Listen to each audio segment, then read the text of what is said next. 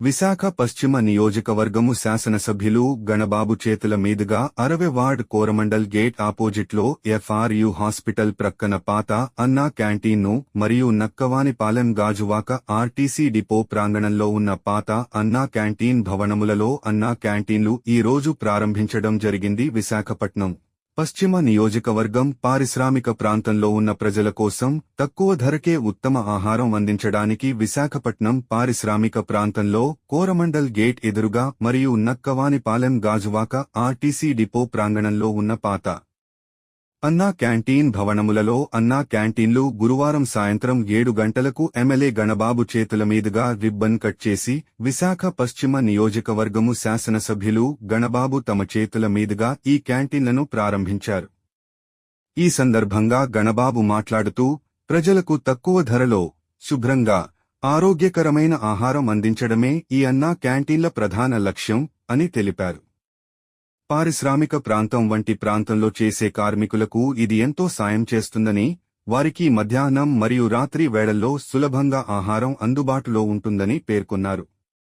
ఈ కార్యక్రమంలో పాల్గొన్న స్థానికులు, కార్మికులు గతంలో గణబాబు ఆధ్వర్యంలో స్థాపించిన ఈ అన్నా క్యాంటీన్లను గత గవర్నమెంట్ మూసివేయగా ఇప్పుడు అదే గణబాబు మరల అన్న క్యాంటీన్లను ఓపెన్ చేయడము పారిశ్రామిక ప్రాంత ప్రజలు హర్షం వ్యక్తం చేశారు.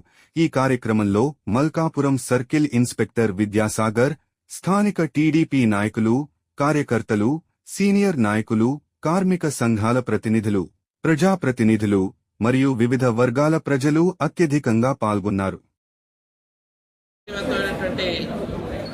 భోజనం, నాణ్యమైన భోజనం.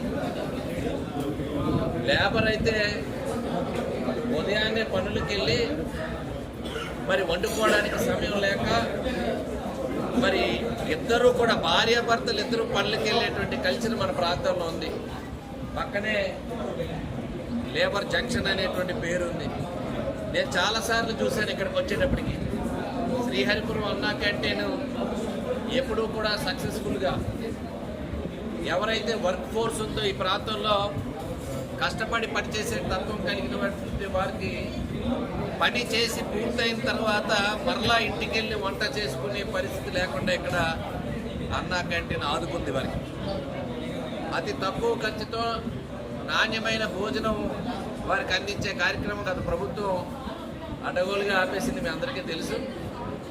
నేను అప్పుడప్పుడు గత 5 ఏళ్ళు ఇటు తిరుగుతున్నప్పుడు ఈ అన్నా క్యాంటీన్ ముందు వచ్చి చాలామంది ఇక్కడ చూసి చాలా బాధతో వాళ్ళ బాధను వ్యక్తపరచడం, అప్పటి ప్రభుత్వాన్ని నిందించడం అనేటువంటిది తరచూ జరిగేటువంటి సంఘటన.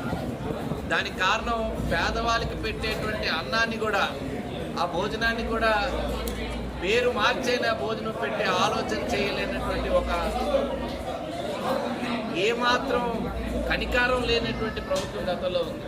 పేదవాడికి 5 రూపాయలకే భోజనం పెట్టే అవకాశం ఉన్నా, షెల్టర్స్ ఉన్నాయి, దాతలున్నారు, ప్రభుత్వం పైన భారం ఉండదు. కేవలం ఇది తెలుగుదేశం ప్రభుత్వం కార్యక్రమం అనేటువంటి ఏకైక కారణంగా పేదలకు పెట్టేటువంటి భోజనాన్ని వారికి అందకుండా చేసినటువంటి పాలకులకి రాష్ట్రంలో ఏ బుద్ధి చెప్పారో మీ అందరికీ తెలుసు. మరి అలాంటి అన్నా క్యాంటీన్లు ఈరోజు ప్రారంభించుకోవడం చాలా అదృష్టంగా ఉంది. ఎందుకంటే పేదవాడికి భోజనం పెట్టడం మనం చూస్తున్నాం. ఈరోజు వినాయక చవితి సంబరాల్లో ప్రతి వాడవాడల అన్నదాన కార్యక్రమంలో ఈరోజు దాతలు విరాళాలతో కానీ నిర్వాహకులు కానీ చాలా ఉత్సాహంగా పార్టిసిపేట్ చేస్తున్నారు. దానికి కారణం ఈరోజు భోజనం అనేటువంటిది ప్రతి ఒక్కరికి కడుపు నింపేటువంటి కార్యక్రమం కాబట్టి అది ముఖ్యంగా పేదవారికి ఎంతో సౌకర్యవంతంగా ఉండేటువంటి కార్యక్రమం. అలాగనే ఆ రోజు చంద్రబాబు నాయుడు గారి ఆలోచన కూడా అన్నదానం అంటే, లేకపోతే ఈ అన్నా క్యాంటీన్ అంటే ఏదో నామాంకంగా పెట్టేది కాదు. వాళ్ళకి కూడా ఒక ఆ అట్మాస్ఫియర్ కూడా నీట్గా ఉండాలి, క్లీన్గా ఉండాలి, సౌకర్యవంతంగా ఉండాలి. ఏదో రోడ్డుపై పెట్టేటట్టుగా కాకుండా వాళ్ళకి నాణ్యమైన భోజనమే కాదు, వాళ్ళు తినేటువంటి ప్రదేశం కూడా శుభ్రంగా ఉండాలని చెప్పి చక్కటి బిల్డింగ్లు కట్టుకున్నారు. 5 ఏళ్ళలో ఎంత నాశనం చేయాలో అంత నాశనం చేశారు ఆ భవనాలు. మరలా మనం రిపేర్ చేసుకొని దీనికి పూర్వ వైభవం సంతరించుకునే విధంగా ఈ భవనాలు చూస్తే మరలా మార్చుకోగలిగాం. ఈ ప్రాంతం కలకలలాడుతుంది. కాబట్టి ఈ రోజు నుంచి ఇక్కడ ఉండేటువంటి పేదవాళ్ళకి అందరికీ కూడా ఒక కొత్త సౌకర్యాన్ని మరలా మనం అందుబాటులో తీసుకుని వస్తున్నందుకు చాలా అందుకు ఇది అందరూ కూడా సద్వినియోగం చేసుకోవాలని చెప్పి మీ ద్వారా కోరుకుంటున్నాను. సార్ పర్ డే ఎన్ని రోజులకి అంటే ఎన్ని భోజనాలు పెట్టవచ్చండి? ఈరోజు అంచనాలకు బట్టి అందిస్తాం. ఈ రోజు నుంచి మనం ప్రారంభిస్తున్నాం కాబట్టి ఒక అంచనా నిర్వాహకులకు వస్తుంది, రేపు ఎంత వస్తుంది, తర్వాత దానికి అంచనాకు తగ్గట్టుగా సమయాన్ని బట్టి అది పెంచుకుంటూ పోతున్నాం. గతంలో కూడా 200, 300తో స్టార్ట్ చేస్తే అది అలా 1000 వరకు వెళ్ళింది, మీకు అందరికీ తెలుసు ఇక్కడ. కాబట్టి ఈరోజు బిగినింగ్ కాబట్టి ఈరోజు వారి నిర్వాహకులు నిర్వహించిన తర్వాత ఈ అనుభవం వారికి ఎంత ఏర్పాటు చేయాలనేటువంటిది ఆధారపడుతుంది. అవి కూడా వస్తాయి. ఎంత అవసరమైతే అంతవరకు వచ్చేటువంటి పరిస్థితిని బట్టి నిర్వాహకులు అరేంజ్ చేయడానికి ఉంటుంది. దీనికి ఏమి ఒక టార్గెటెడ్ ఒక లిమిటేషన్ ఏమి లేదు. పరిస్థితిని బట్టి రోజు బట్టి ఒక్కొక్క రోజు వాటికి కూడా విధి విధానాలు వస్తాయి. దాతలు ఎవరైతే ముందుకు వస్తారో అక్కడ వాటి గైడ్ లైన్స్ ప్రకారం ఆ రోజు ఇప్పుడు కూడా అన్నా క్యాంటీన్లు కానీ ఏదైతే ఈరోజు వరద బాధితులకు కానీ లేకపోతే ఇతరత్ర సీఎం రిలీఫ్ ఫండ్ కానీ ఇవన్నీ కూడా చాలా మంది దాతలు ఈ మధ్య చూశారు. సీఎం రిలీఫ్ ఫండ్లో కూడా ఎక్కువ మంది సీఎం రిలీఫ్ ఫండ్కి దాదాపు సుమారు ఇప్పటికే 350 కోట్లు చంద్రబాబు నాయుడు గారు నిన్న అనౌన్స్ చేశారు. కాబట్టి ఎక్కువ మంది ఈరోజు ఆ దాతృత్వం ఉంది. ఈ రాష్ట్రంలో అధికంగా చాలామంది ప్రభుత్వం వచ్చినాక ఒక నమ్మకం ఏర్పడింది. ఇది నేరుగా ప్రజలకు చేరుతుందనేటువంటి నమ్మకం ఉంది. కాబట్టి దాతలు కూడా ముందుకు వచ్చి ఈరోజు దాంట్లో పాల్గొంటున్నారు. కాబట్టి అన్నా క్యాంటీన్లు అనేటువంటిది గతంలో చాలా సక్సెస్ఫుల్ ప్రోగ్రామ్. భవిష్యత్తులో కూడా దీన్ని సక్సెస్ఫుల్గా చేయడానికి ఎంత అవసరమైతే అంత అవసరం, ఎంతమంది ఇన్వాల్వ్ అయితే అంతమందిని కూడా ఇన్వాల్వ్ చేసుకునే ప్రయత్నం చేస్తాం.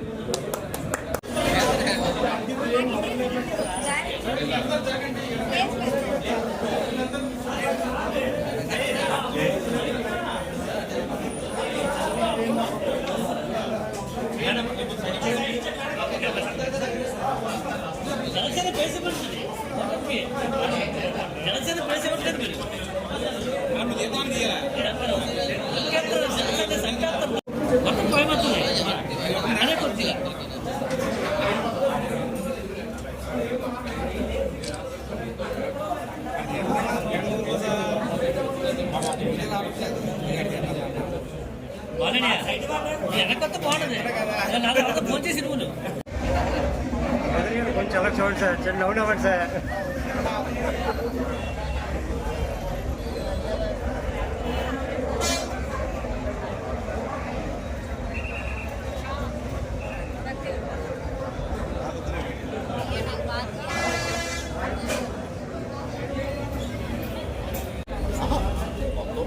ఇస్తారు గ్యారెంటీ 2-3 months పడుతుంది.